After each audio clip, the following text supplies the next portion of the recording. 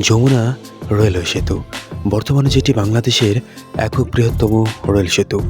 এটি একটি dual gauge double track railway সেতু, যার দৈর্ঘ্য 4.8 কিলোমিটার, যেটি তৈরি করতে খরচ হয়েছে প্রায় 17,000 কোটি টাকা।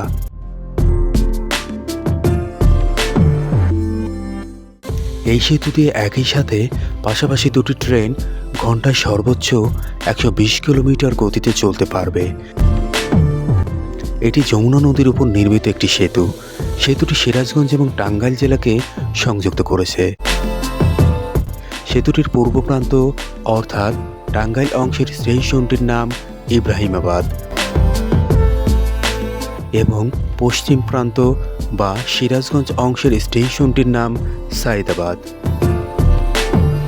এতদিন যা বঙ্গবন্ধু সেতু পূর্ব ও বঙ্গবন্ধু সেতু পশ্চিম নামে পরিচিত ছিল। সেতুর দুপাশের পরিবেশও অসম্ভব সুন্দর।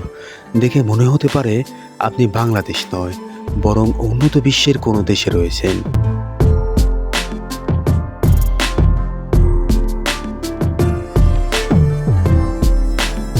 আরেকটা কথা, সেটা হচ্ছে এই সেতুর ওপর দিয়ে যাওয়ার সময় হঠাৎ ডান দিকে তাকালে এটিকে আপনার পাবনার পাকশিতে অবস্থিত ব্রিটিশদের নির্মিত হার্ডিঞ্জ রেল সেতু ভেবেও ভুল হতে পারে। কারণ হার্ডিঞ্জ রেল সেতুর দক্ষিণ দিকে লালন শাহ সেতু নামে এমন একটি সেতু রয়েছে, যেটা দেখতে হুবহু এই যমুনা সড়ক সেতুর মতোই। আবার এই দুইটা রেল সেতুর উপর দিয়ে ট্রেন জার্নির অনুভূতিটাও কিন্তু একই রকম। যারা গিয়েছেন তারা হয়তো বুঝতে পারছেন। যাই হোক, নতুন এই রেল সেতুর ফলে কিন্তু রাজধানী ঢাকার সাথে দেশের উত্তরাঞ্চলের মানুষের যোগাযোগ ব্যবস্থা আরও এক ধাপ এগিয়ে গেল।